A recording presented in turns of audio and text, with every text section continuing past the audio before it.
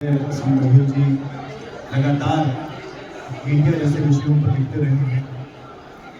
इसके अलावा हिंदी साहित्य पर भी इनकी एक बहुत अच्छी पुस्तक है वाणी प्रकाशन से ही, जो सिविल सर्विसेज के विद्यार्थियों के बीच काफ़ी लोकप्रिय है।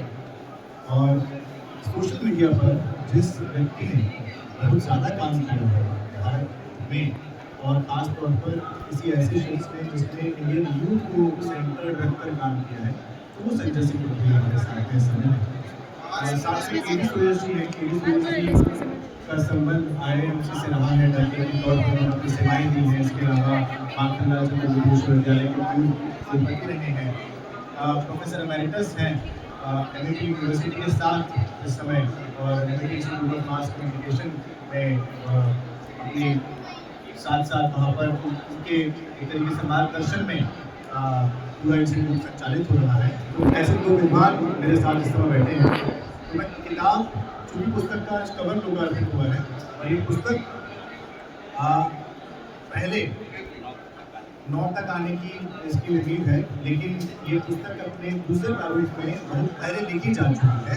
इसीलिए मैं इसी सवाल से शुरू कर रहा हूँ संजय जी, कि लगभग 5-6 साल, 5 या 6 साल, 2019 15 में आई थी, मतलब 10 साल, जब हम सोशल मीडिया जैसे शब्दों से परिचित हुए थे। रिलायंस का जियो आया था 5G, और 5G आने के बाद 4G आने के बाद जो टूल एक तरीके से पकड़ा बाजार में, जिसमें हम लोग फेसबुक और व्हाट्सएप जैसे प्लेटफॉर्म्स के साथ साथ बड़े हुए। ऐसे में शुरुआती स्तर पर ही आपको क्यों लगा कि इस किताब को लिखा जाए? सबसे पहले तो आज मेरे लिए बहुत कहें कि महत्वपूर्ण दिन है, और शायद मेरी माँ का आशीर्वाद है कि 1 साल पहले ही आज ही के दिन मेरी माँ साथ हुई। और देखिए, सौभाग्य है कि 1 साल मैंने कुछ नहीं किया और अचानक ये सब चीज़ें तय हुई कि इस पुस्तक का लोकार्पण जो है आदरणीय सर के हाथों से हो। और मैं हमेशा ये करता था कि जब भी कुछ लिखता था तो पहली प्रति अपनी माँ को देता था, उनकी स्मृति को याद करते हुए। जैसा कि अंजुम आप पूछ रहे हैं कि कैसे आपको एक तरह से मोटिवेशन मिला इस बुक लिखने का, तो मैं 2010 में ministry of higher education Oman join किया था। Department of media studies as a faculty वहाँ पर ज्वाइन किया, और मुझे 6 महीने बाद वहाँ पर जो है एडवर्टाइजिंग और सोशल मीडिया का कोर्स क्रिएशन का जिम्मेदारी थी। तो मैं थोड़ा सा पूरा मिडल ईस्ट के बारे में पढ़ रहा था, क्या उनका कल्चर है, कैसे कैसे चीज़ें हो रही हैं। अभी मैं उसी प्रोसेस में था कि दिसंबर 2010 में ही एक बड़ी घटना घटी पूरी दुनिया में, ट्यूनीशिया में, जहाँ मोहम्मद बौकीकी नाम के एक स्ट्रीट वेंडर थे। एक तरह से वहाँ तानाशाही का रूप था, और उनको जो है बार बार परेशान किया जाता था गवर्नमेंट की तरफ से जो इमारत को चंदा वसूली का। तो उन्होंने आत्मदाह करने की कोशिश की, और उसको सोशल मीडिया में किसी बच्चे ने या किसी स्टूडेंट्स ने पूरा डिसिमिनेट किया। परिणाम क्या हुआ कि वो आंदोलन पूरे ट्यूनीशिया में फैल गया, और ट्यूनीशिया ही नहीं, धीरे धीरे सोशल मीडिया के माध्यम से जैस्मिन रिवोल्यूशन जो पूरे मिडल ईस्ट में हुआ, आप लोगों को पता हो, तो वो सोशल मीडिया की एक तरह से क्रांति थी, वो पूरे मिडल ईस्ट में आई। इसकी वजह से क्या हुआ कि वहाँ के जो अलाउद्दीन अली जो तानाशाह थे, उनको सत्ता छोड़नी पड़ी। उसके बाद लीबिया आया, लीबिया में कर्नल गद्दाफी को छोड़ना पड़ा। उसके बाद सीरिया आया, फिर यमन में आया अब्दुल्ला सालेह को अपनी गद्दी छोड़नी पड़ी। इजिप्ट में पहुंचा, यही आंदोलन सोशल मीडिया का, तो वहाँ होस्नी मुबारक को गद्दी अपनी छोड़नी पड़ी। मैं देखा एक सीरीज ऑफ द मूवमेंट पूरे मिडल ईस्ट में चला, और उस समय मैं उनका सिलेबस क्रिएट करने में लगा हुआ था, सोशल मीडिया और इंडियन में। और जब मुझे लगा कि ओमान में भी ऐसी क्रांति हुई, और एक जहाँ मैं जिस शहर में था, जो अबू धाबी यूएई इसके पास था, दुबई के पास, इस शहर में मैं था, उसका नाम था यूपी। एक रात को देखा कि वहाँ भी हमारा आंदोलन चालू हो गया है, और हम जो वहाँ रहते थे इंडियन, तो वहाँ चला गो इंडिया गो करके जो भी एक तरह से आंदोलन हुआ, तो लोग तरह डर गए कि ये सोशल मीडिया की क्रांति इतनी बड़ी हो सकती है। और फिर मैं देखता हूँ कि 1 साल बाद वही आंदोलन हमारे 5 अप्रैल 2011 के आसपास देखिए अन्ना मूवमेंट जंतर मंतर में शुरू हुआ। तो मोटिवेशन आया मिडल ईस्ट में जैस्मिन रिवोल्यूशन से, और वो धीरे धीरे अन्ना मूवमेंट तक टूट गया। तो सोशल मीडिया इतना पावरफुल टूल्स हुआ कि किसी की भी सत्ता को भी हिला सकता है। आज देखिए पूरा नरेटिव क्रिएट करने में सोशल मीडिया काम करता है और इसके पीछे पूरा यूथ का दिमाग चलता है, क्योंकि सबसे बड़ा यूजर देखा जाए दुनिया में तो कौन है, यूथ है। तो जब मैं वापस 2013 में इंडिया आया तो मुझे लगा कि इस पर कुछ काम किया जाए, तो हमने एक प्रोजेक्ट लिया, impact of social media in Indian youth and nation building. और इसको हमने प्राइमरी डाटा के माध्यम से क्वेश्चन आर्ट फ्रेम करके अलग अलग जगहों पे क्वेश्चन पूछा, और मैंने उसमें आप देखेंगे किताब में है ऑलरेडी, आपको हम लोगों ने पीडीएफ भेज दिया है। तो एक तरह से क्वेश्चन आर्ट में सीधे सीधे आप देखिए तो हमारे पास 35% जो 35 एज तक का जो है 60% यूथ है जो सोशल मीडिया में 7 से 8 घंटे दे रहा है किसी न किसी बात में, पढ़ रहा है, लिख रहा, उसको अपना डिसिमिनेट कर रहा, आगे बढ़ा रहा है। तो हमें लगा एक बहुत बड़ा पावर टूल है सोशल मीडिया। इस तरह से मुझे मोटिवेशन मिला कि इस पर कुछ लिखा जाए और उस पर रिसर्च किया जाए। तब से 2013 से कंटिन्यूस में 2023 तक गए तो हमने काम किया है और हमें प्रोजेक्ट भी मिले हैं। अभी हमारा प्रोजेक्ट खत्म हुआ 2 साल पहले ही, impact of social media Indian democracy जो ICSSR स्पॉन्सर हुआ, सदर्न स्टेट का मैंने किया है। तो अभी इसके माध्यम से हम कह सकते हैं कि सोशल मीडिया के माध्यम से आप पूरा ना सिर्फ नैरेटिव बिल्ड कर सकते हैं, बल्कि पावर सी जिनको पाना है वो भी एक तरह से सोशल मीडिया टूल्स है।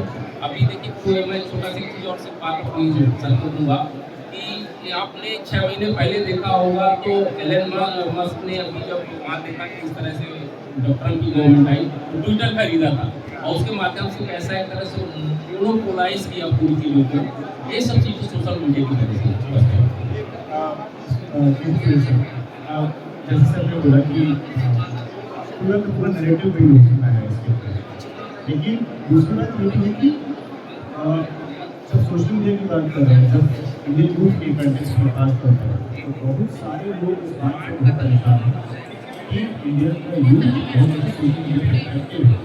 मेरे के अंदर से समझ आया कि बहुत इफेक्टिव फॉर्म आया, जहाँ पर परफॉर्मेटिव ज़्यादा है, इफेक्टिव कम दिखाई पड़ता है। इसके पीछे के कारण क्या क्या रहे होंगे और इस बुक को कितना इम्पोर्टेंट समझते हैं मुझे। धन्यवाद। सबसे पहले तो मैं मेरे मित्र संजय सिंह बघेल जी को बधाई देना चाहूँगा। हम पुराने मित्र हैं और यही नहीं, आप भी मध्य प्रदेश से हैं और मैं भोपाल में 4 वर्ष अभी माखनलाल चतुर्वेदी में अपना कार्यकाल समाप्त करके मैं वापस दिल्ली लौटा हूँ। और रीवा जहाँ से आप बोलकर हैं वहाँ मैंने बिल्कुल एक अत्यंत नवीन परिसर की स्थापना मैंने की है। तो और बहुत सारे मंचों पर हमें साथ में जो है साझा करने का भी अवसर मिला।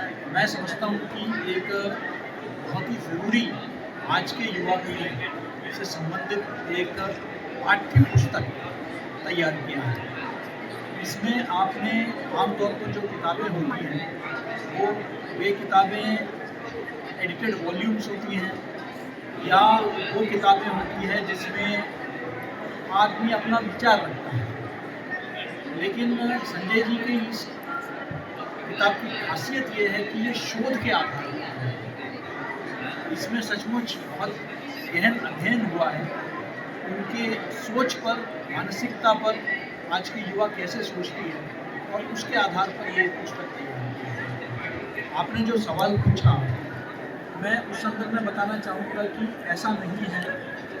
अगर आप अन्ना आंदोलन देखेंगे या निर्भया आंदोलन देखेंगे तो हमारे यहाँ भी बहुत ही एक्टिव, जैसे तहरीर स्क्वायर में हुआ वैसे ही कुछ यहाँ भी हुआ है। लेकिन हाँ, ये ज़रूर सच है कि आज कहा जाता है कि आधा देश रील बना रहा है और आधा देश रील बना रहा है। आज हमारा जो है फोकस थोड़ा सा सोशल इश्यूज से हटकर अब हम देखेंगे कि महाकुंभ जैसा विश्व का एक ऐतिहासिक, एक महत्वपूर्ण आयोजन हो रहा है। लेकिन हमारा फोकस क्या है? हमारा फोकस है एक माला बेचने वाली लड़की, एक अभिनेत्री जो है महामंडलेश्वर बन गई, हाँ, एक IIT में पढ़े हुए बाबा। क्या हम इतने हल्के में महाकुंभ को किस दृष्टिकोण से देख रहे हैं? सोशल मीडिया का देखते हैं। मैं समझता हूँ कि इतना सतही हो गया है कि जो दिखता है वो बिकता है, तो हम कुछ भी दिखा रहे हैं। जबकि ये बहुत अच्छा अवसर था हमारे संस्कृति को हमारे विचार को, हमारे विरासत को, हमारे धर्म ग्रंथों को, हमारे अध्यात्म को शोकेस करने का शायद इससे सुंदर अवसर नहीं है। लेकिन उसके बजाय कुछ आईबॉल्स के लिए, कुछ हिट्स के लिए, कुछ व्यूज़ के लिए हमने बहुत ही हल्के तरीके से उसकी प्रस्तुति की, तो मैं समझता हूँ कि बेहतर हो सकता है। क्या हो जाता है, कई बार ये जो हल्कापन जो है ये हावी हो जाता है, तो जो लोग अच्छा जमीन पर काम कर रहे हैं उनका काम ज़्यादा दिखाई नहीं देता है। चर्चा का विषय ये बन जाता है। मैं समझता हूँ कि इतने विदेशी आ रहे हैं, इतनी अच्छी व्यवस्थाएं हैं, वहाँ क्या 144 वर्ष बाद हो रहा है, उसका महत्व क्या है, हर एक के जीवन में क्या महत्व है। मैं समझता हूँ अगर उन तीर्थयात्रियों से बातचीत होगी, वे लोग जो दिन रात लंगर चला रहे हैं वहाँ उनसे बात होगी, जो लोग वहाँ व्यवस्थाओं में लगे हुए हैं निस्वार्थ भावना से आए उनसे बात होगी, तो मुझे लगता है कि बहुत कुछ और हम अपने देश को, अपने समाज को हम दे सकते हैं। लेकिन मैं ये आपसे सहमत हूँ कि सोशल मीडिया का जो एक प्रभाव है उसको सही तरीके से हम लोगों ने जो है सदुपयोग नहीं किया है, चैनलाइज नहीं किया है। सोशल मीडिया ने निश्चित ही लोकतांत्रिकरण किया है, विकेंद्रीकरण किया है, लेकिन सोशल मीडिया की ताकत को अगर हम समाज को बेहतर बनाने में, अगर अपने वैल्यू सिस्टम को मजबूत करने में और अपने सिद्धांतों को मजबूत करने की दिशा में भी अगर हम काम करेंगे, अपने सामाजिक बुराइयों के खिलाफ, हमारे जो युवाओं के बीच में ड्रग्स है या इस तरीके की समस्याएं हैं उसको लेकर जागरूकता पैदा करने की तरफ, महिलाओं के प्रति सम्मान को लेकर अगर हम उन विषयों पर अगर सोशल मीडिया कंटेंट को ज़्यादा तैयार करेंगे तो निश्चित ही वो समाज के लिए और राष्ट्र निर्माण में बेहतर योगदान देगा। ये मेरा मानना है। जी सैनी जी, आपने जैसे भी है कि पॉजिटिव इम्पैक्ट पेज से आ सकता है, आपने इस बुक में पहले ही चैप्टर में बोला लिखा कि social networking sites have become impactive in the knowledge of the youth, they are compulsive and addictive behaviour to modern resource. अब मैं बोल रहा है कंपल्सिव और एडिक्टिव बिहेवियर, कैसे हेल्दी इंगेजमेंट और कंपल्सिव बिहेवियर के बीच में डिफरेंशिएट किया है, ये ताकि आप उसके प्रति बहुत ज़्यादा आकर्षित भी ना होते जाए, चिपकती ना जाए उसमें, और आपको लगे कि भाई हेल्दी इंगेजमेंट है, हम बहुत ज़्यादा इसका कंपल्सरी इंगेजमेंट। जो बहुत अच्छा सवाल आपने पूछा है।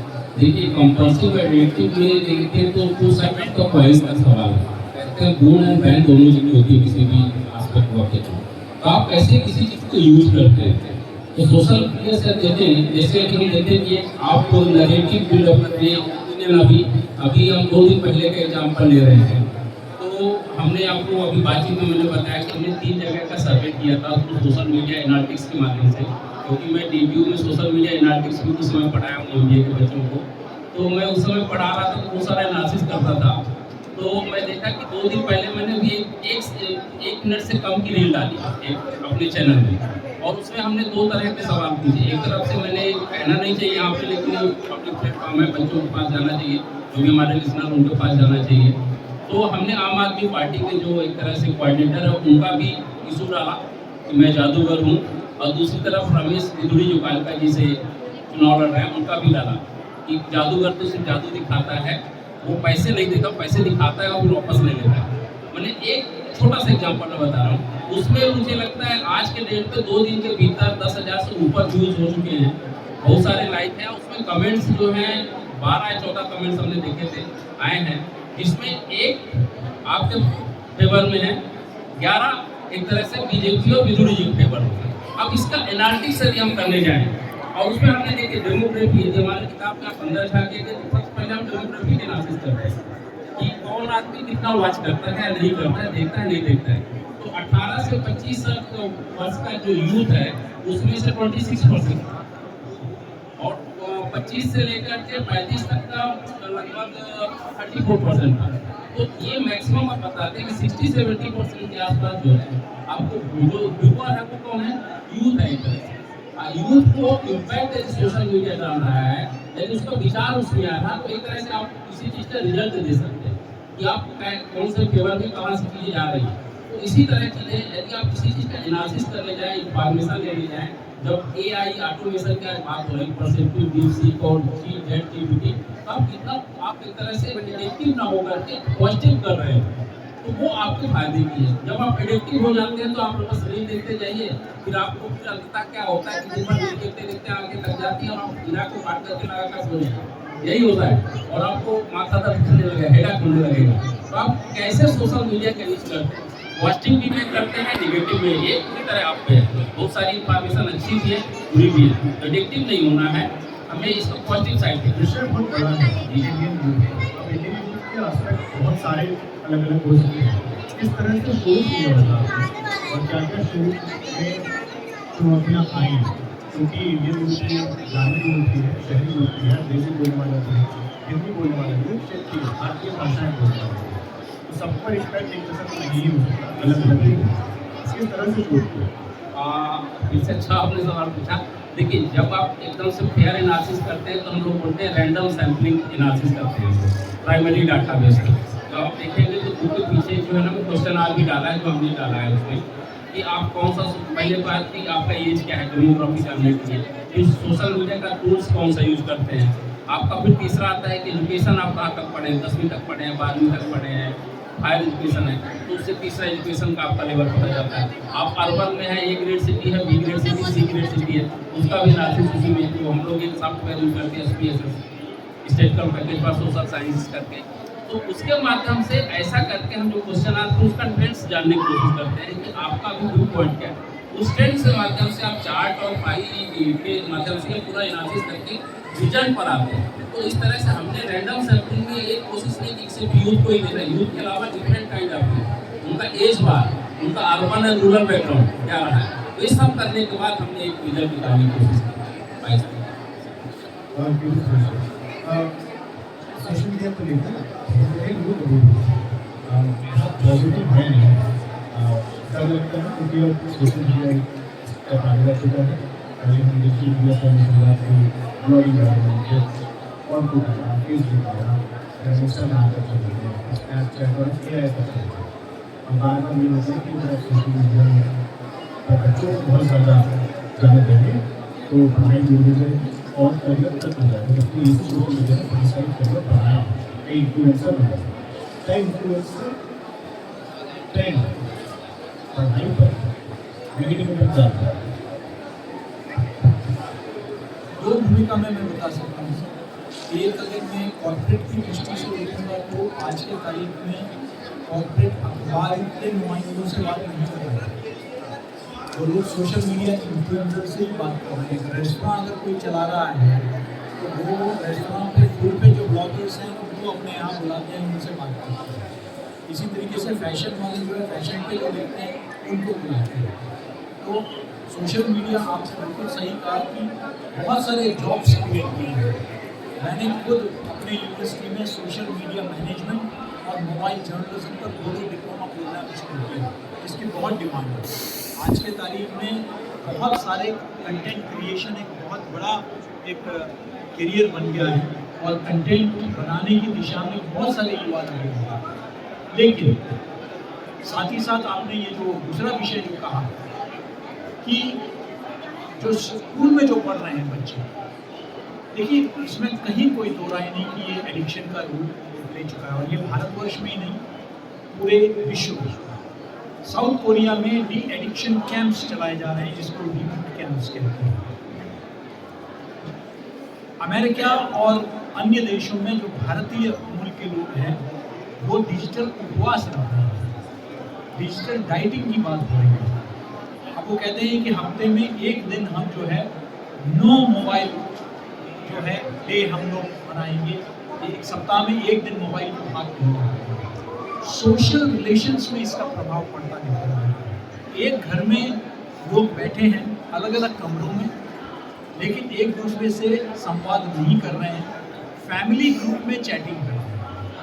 इससे ज़्यादा एक विडंबना हो नहीं सकती है कि जो सोशल मीडिया समाज को जोड़ने के लिए बनाया गया। देखिए इसका नाम है सोशल नेटवर्किंग साइट्स, SNS, ये इसका नाम था, ओरिजिनल नाम। लेकिन आज हम अपने ही परिवार के अंदर मैंने एक अच्छा किस्सा मैं सुनाता हूँ कि मैंने देखा अभी हाल ही में एक बुजुर्ग कपल, वो शायद रिटायरमेंट के बाद वो दोनों घूम रहे थे एक मॉल में, हमारे बगल वाले सीट में आके बैठे। मुझे बहुत अच्छा लगा। मैंने अपने फैमिली से कहा कि देखो, अपने सनसेट ईयर्स में बच्चे सब सेटल हो गए होंगे, ये लोग जो है चायोस की दुकान में आके चाय पीने के लिए बैठे हैं। बड़ा देखकर अच्छा लगा। दोनों ने चाय ऑर्डर किया, मैडम अपने फ़ोन में लग गई और अंकल जी अपने फ़ोन में लग गए। तो हम इसका कोई उम्र का कोई, यहाँ चाहे छोटा बच्चा हो, ये एक एडिक्शन के रूप में इससे सोशल रिलेशंस में काफ़ी, और बच्चों पर तो क्योंकि उनका उम्र नहीं है, मैच्योरिटी नहीं है।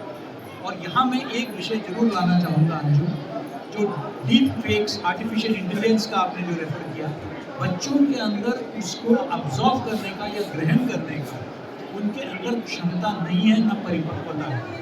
ऐसे में वो बहुत चीज़ों को देख रहे हैं उम्र से पहले।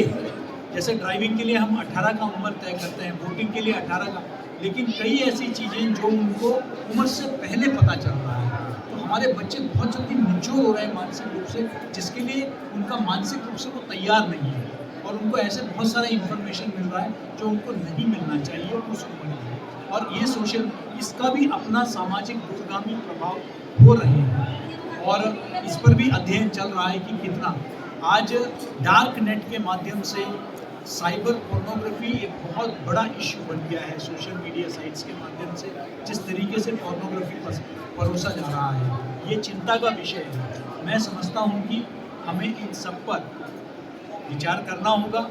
हमें कुछ नियमित, मैं कंट्रोल के पक्ष में नहीं हूँ, चाहे मीडिया हो या सोशल मीडिया हो, लेकिन रेगुलेशंस की बहुत आवश्यकता है। अन्यथा जो है, ये जो आग है, इस आग से हम खाना भी बना सकते हैं, लेकिन ये आग हमारे घर को भी फूंक सकता है। हमें इस बात को सुनिश्चित करना है कि इस आग का हम लोग जो है लाभ लें, इससे हमारे समाज को नुकसान ना पहुंचे। इसके लिए भी हमको कदम लेने पड़ेंगे। इन्होंने प्राइम मिनिस्टर के फेक वीडियोस बनाए, होम मिनिस्टर साहब के जो है पिछले चुनाव में जो है डीप फेक्स बनाए। तो इन्होंने फिर आपको बताइए एक्टर्स का, रश्मिका मंदाना और बाकी लोगों का जो है डीप फेक्स बनाए, ये किसी को नहीं बख्शेंगे। तो मुझे लगता है कि हमें इस पर कहीं ना कहीं एक नियमन की आवश्यकता है। सर, नियमन चाहिए, विषय अंतर जो है, जो डिटेल वाला विषय है, उस पर तो पूरा लंबी डिस्कशन हो सकती है। सर ने जो फेक न्यूज़ और डीफेक्स की बात की, आपने इसमें बताया स्कूल्स के बारे में भी बातचीत की।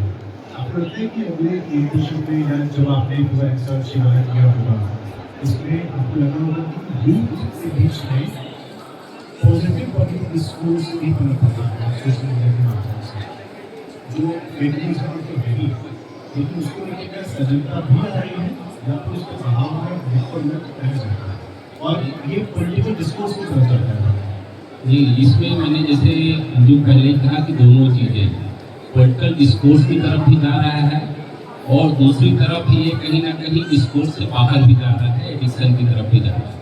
अभी यदि आप नाम सुना हो तो थॉमस फ्राइडमैन है, दुनिया के सबसे बड़े चिंतक है, जिनको पुलित्जर भी प्राइज मिला था 2-3 साल पहले। उन्होंने बड़ी अच्छी बात कही थी, machine can stamp out man any time. Machine की ताकत इतनी बड़ी हो गई है कि मनुष्य की ताकत उसके सामने कुछ भी नहीं।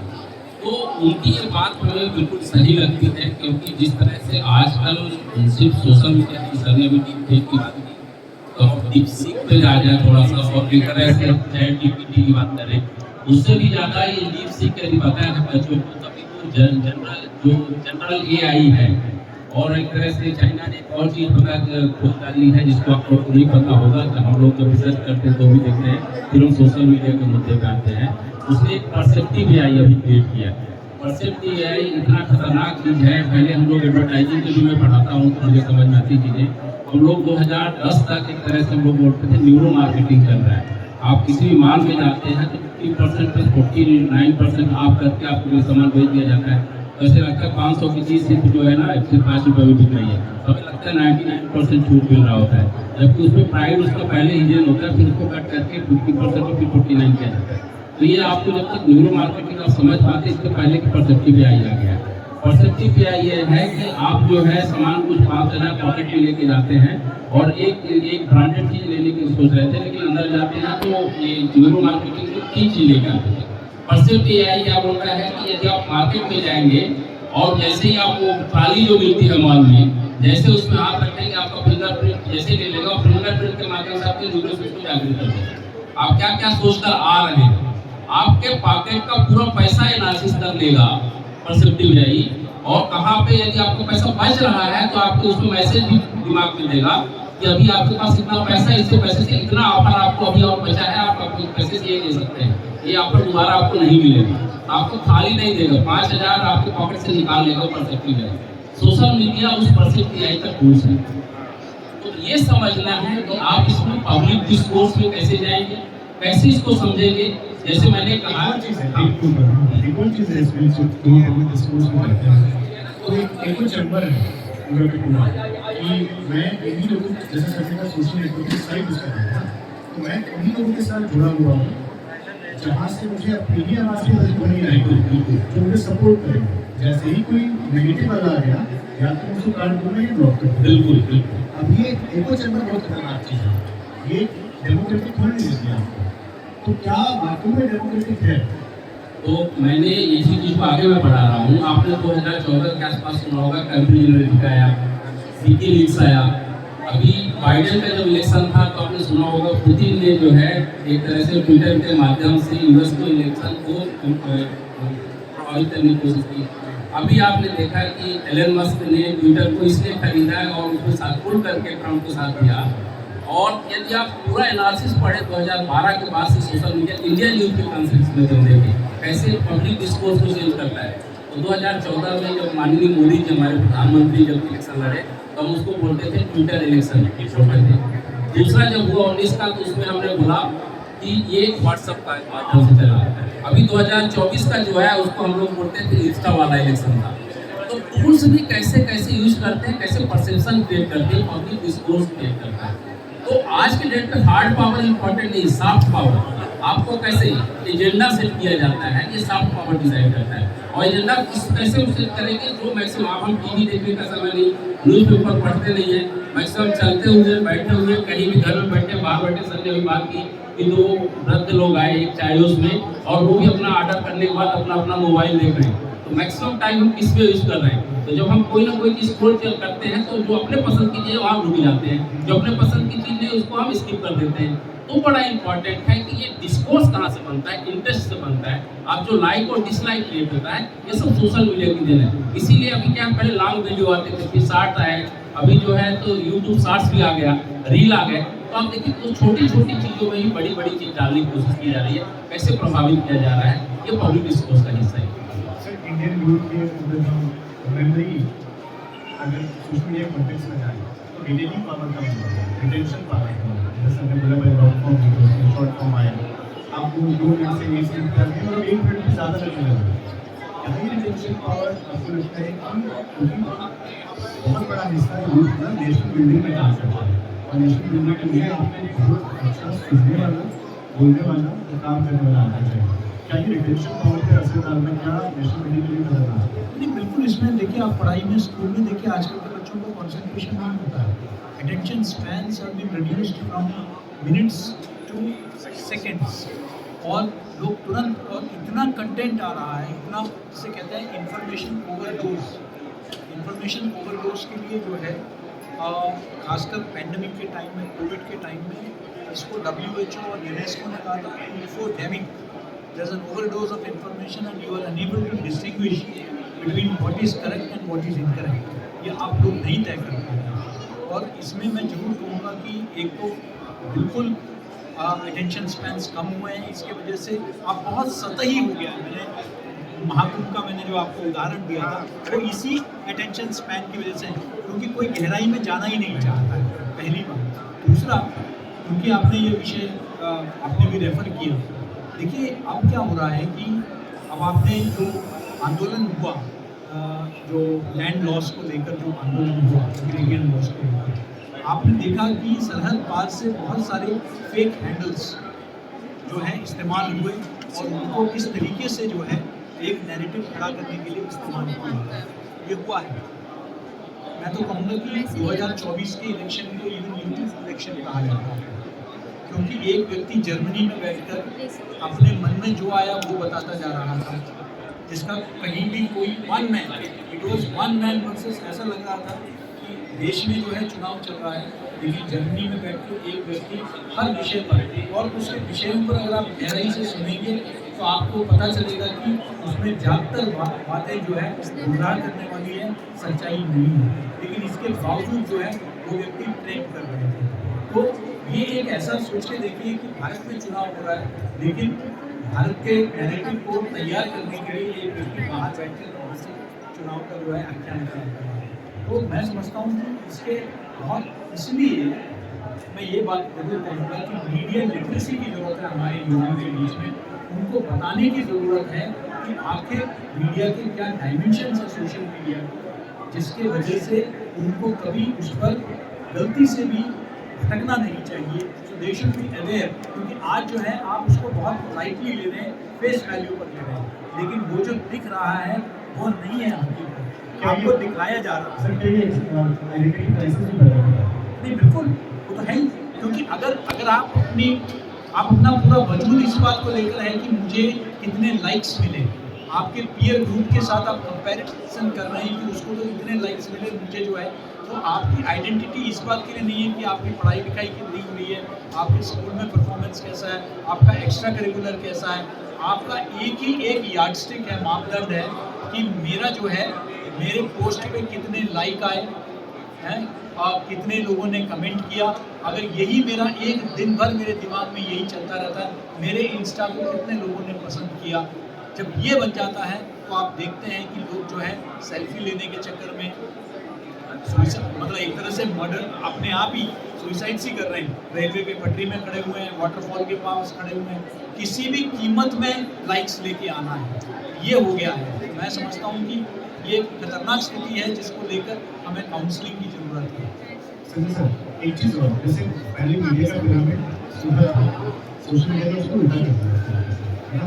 आप जैसे न्यूज़पेपर कवरेज के लिए बैठे हुए, तो मैंने ये कन्वर्सेशन 3 कॉलम्स में और 100-150 शब्दों में उठा के डाल दिया, ये एक तरीका है। लेकिन अब क्या बच्ची भी जा सकती है, रिकॉर्डिंग भी जा सकती है, इसके बारे में बताने लंबा लिखा भी जा सकता है। क्या ये पॉजिटिव इम्पैक्ट के तौर पर लिया जाना चाहिए इस चीज़ को, और क्या इससे भी क्रिएटिविटी की जगह भरी है? पहले क्रिएटिव लोग इतने नहीं थे जितने सोशल मीडिया के हो गए, क्या इस बात की सच्चाई है? मैं सबसे पहले सर की बात को थोड़ा एक्सटेंड करना चाहूँगा। जो आइडेंटिटी क्राइसिस है, लाइक्स और डिसलाइक कितने आए नहीं आए, इसी सोशल मीडिया की वजह से 2 टर्म ईजाद हुए सोशल मीडिया में। एक है FOMO, fear of missing out. FOMO, यदि आप कोई चीज़ पोस्ट डालता है कि आपने रिप्लाई नहीं किया और आपके लाइक्स नहीं आए या उससे अच्छा कमेंट्स नहीं डाला, तो आपको ऐसा लगता है कि हम उस रेस में पीछे रह गए। इसी का पैरल जो मेच्योर है, जो आपने बोला कि एडिक्टिव और कंपल्सिव दोनों की चीज़ है, तो उनका पैरल आया है योनो, मैंने रोमो, रिलीफ ऑफ मिसिंग आउट, कि ठीक हमने नहीं डाला तो अच्छा ही, हम किसी झंझट में नहीं पड़ते, हमारा टाइम बचा। तो आपको डिपेंड करता है आप होमो के पार्ट होना चाहते हैं या रोमो के पार्ट होना चाहते हैं। लेकिन जब आप बात करते हैं कि एक ही प्लेटफॉर्म, सोशल मीडिया ने एक ही प्लेटफॉर्म पे कई प्लेटफॉर्म बना दिया, तो उसको हम सोशल मीडिया की टर्मिनोलॉजी में बोलते हैं कन्वर्जेंट मीडिया। आप उसी न्यूज़ को यूट्यूब के माध्यम से दे सकते हैं, उसी न्यूज़ को आप प्रिंट मीडिया में दे सकते हैं, उसी न्यूज़ को आप रील के माध्यम से दे सकते हैं, और सोशल मीडिया के तमाम टूल्स यूज करते हुए आप यूज कर सकते हैं। सबसे बड़ी चीज़ है कि इसमें क्रिएटिविटी बढ़ी है या नहीं बढ़ी है। निसंदेह बढ़ी है, मैं बोलूँगा कि क्योंकि जिससे अभी मैंने आपसे चर्चा करते हुए बताया कि मैं अभी जब कोरोना पीरियड चल रहा था, मैं घर बैठे सोशल मीडिया में कुछ काम करता था, तो मेरे पास फिनलैंड से एक ऑफर आया लायन ब्रिज कंपनी से कि I have listened your means talk in Bangalore somewhere because you are belong from Budelkhand and your mother tongue is Budelhi, can you able to write some content for ourselves? तो हमने वो offer स्वीकार किया कि ऊपर हावत मुझे घर में बैठने का कुछ उन्होंने डॉलर दिया, और हमने उनके लिए स्पीच टू टेस्ट के लिए काम किया। गूगल ने भी मुझे कैलिफोर्निया बुलाया स्पीच टू टेस्ट काम करने का, because of social media reach की वजह से। अभी देखिए कबीर के दोहे.com करके अब पूरा साइट चल रही है। गोरख पांडे को जो कहीं कहीं हिंदी वर्ड तक ही सीमित थे, जो हिंदी के कवि हैं, उनको एक तरह से जो मैडोना है दुनिया की सबसे बड़ी पॉप स्टार, उनकी कविताओं को गा रही है, अलेला जगजोड़ दुनिया। तो ये कहाँ से पहुंचा? माने हिंदी बेल्ट का एक छोटा सा कवि या कबीर के दोहे पूरे वर्ल्ड में फेमस हुए हैं। महाकुंभ 144 साल बाद आ रहा है, तो सबसे पहले इंडिगो का जो ओनर है वो जाके से अपना डुबकी लगाता है और उसमें सेल्फी खींच करके सोशल मीडिया में डालता है, और स्टीव जॉब की पत्नी आकर के यहाँ नहाती है। तो वो कहाँ से पहुँच रही थी? ये कहाँ से पहुँच रहा है? ये कहीं ना कहीं हमारा धर्म हो, परंपरा हो, संस्कृति हो, ये सब सोशल मीडिया की देन है। वहाँ तक हम पहुँच रहे हैं। मैथिली ठाकुर देखिए कहाँ से कहाँ पहुँच रहे हैं। तो ये सब सोशल मीडिया की रीच कहीं ना कहीं पहुँच रही है, जिससे दुनिया के आज का एक न्यूज़पेपर पढ़िए तो भूटान के किंग हमारे यहाँ आके नहा रहे हैं। कल परसों 93 कंट्री के डिप्लोमेट्स हमारे वाइस प्रेसिडेंट साहब वहाँ जाके नहाए हैं। तो ये सब सोशल मीडिया की वजह है। ये सोशल मीडिया को देखते तो ना सिर्फ क्रिएटिविटी बढ़ी है, बल्कि हमारा इंडियन नॉलेज सिस्टम भी इसके माध्यम से पूरी दुनिया में पहुँच रहा है। तो मुझे लगता है इसकी पावर है। सर एक सवाल होगा, जिस तरह की किताब भारतीय भाषाओं में इस तरह का इतना कम क्यों है, न केवल अब उसका अनुवाद करेंगे ना। देखिए हाँ, वही मैं कह रहा हूँ कि स्कॉलरशिप अब जो है हम लोग इतना सोशल मीडिया में खो गए हैं कि हम लोग अब जो ऑथेंटिक स्कॉलरशिप अब कम दिख रही है। आप कंटेंट आपका बहुत सुपरफिशियल कंटेंट तैयार हो रहा है, और गहन अध्ययन, इसलिए मैंने कहा कि आपका किताब इसलिए अलग है क्योंकि आपने प्रॉपर ज़मीनी स्तर पर आपने जो है सर्वे किया है, प्राइमरी रिसर्च के आधार पर ये किताब तैयार हुई है। बहुत कम किताबें आज के तारीख में प्राइमरी रिसर्च के आधार पर तैयार हो रही है। ज़्यादातर किताबें डेस्कटॉप पब्लिशिंग हो रही है। आप जो है एडिटेड वॉल्यूम्स निकल रहे हैं। तो ये एक एकेडमिक रिगर है, और इसमें मीडिया से संबंधित एकेडमिशियंस को उतरना पड़ेगा, और तभी जाकर जो है ऐसे क्वालिटी किताबें हमारे क्षेत्रीय भाषाओं में भी निकलने की आवश्यकता है। वो इसलिए है क्योंकि सबका कॉन्टेक्स्ट अलग होता है। केरल का कॉन्टेक्स्ट अलग होगा, उत्तर पूर्व का कॉन्टेक्स्ट अलग होगा, उत्तर भारत का कॉन्टेक्स्ट अलग होगा। तो इसलिए उनको कॉन्टेक्चुअलाइज करके क्षेत्रीय स्तर पर इस तरह के पुस्तकों की आवश्यकता है। सर क्यों पढ़ी जाए इस पर तो हमने बात करी नहीं, कब आएगी और कितनी हिंदी में आपने एक किताब पहले दिन बताई पूरी लिखी होती है, आप बताया हिंदी में इतने अच्छे बात उसके अंजुम जो मुझे मेरे पब्लिशर ने बताया है कि 8 और 9 का टाइम दिया था कि बुक के साथ हम रिलीज करेंगे, क्योंकि मुझे कर्नाटका जाना है 7 को। तो इस तरह से हमने बोला कि प्री लॉन्च कर दें। तो मेरा अलग अलग शेड्यूल बना हुआ था पहले से लगभग 10-12 दिन का, तो मुझे बाहर जाना था, तो इसलिए मैंने फ्री लॉन्च करा लिया। मुझे लगता है इस पुस्तक मेले में 8 या 9 तारीख तक सौम्य बताएंगी आ जाएगी। सौम्य ने उधर से हैंड किया कि आ जाएगी, तो 8 और 9 को ये अवेलेबल होगी बुक स्टॉल पे, तो आप इसको खरीद सकते हैं। और जहाँ तक हिंदी की बात है, तो मैं पहले ही बताया कि मैं 2013 से लगातार सोशल मीडिया और इसके इम्पैक्ट पर काम कर रहा हूँ। इंडियन डेमोक्रेसी में राजनीति पर कितना प्रभाव पड़ रहा है, और मैंने बताया कि एक वीडियो भी मैंने डाला है, वो जानबूझ कर इसे डाला कि दिल्ली के इलेक्शन का एनालिसिस हम कर सकें। तो लगातार इस पर कर रहे हैं, और दूसरी किताब बहुत जल्दी हम कोशिश कर रहे हैं कोई पब्लिशर से बात हो, और दूसरी जल्दी हिंदी में भी आने वाली है, जो सोशल मीडिया और इंडियन डेमोक्रेसी में। बहुत बहुत शुभकामनाएं आपको, और 8 और 9 तारीख को आप ये किताब यहाँ से ले सकते हैं। मैं देख पा रहा हूँ जसवाल जी खड़े हैं, प्रोफेसर भारती गोरे और ओम निश्चल जी अगले सत्र का इंतजार कर रहे हैं। तो ये सत्र हम यही समाप्त करते हैं, और बहुत बहुत धन्यवाद आपका और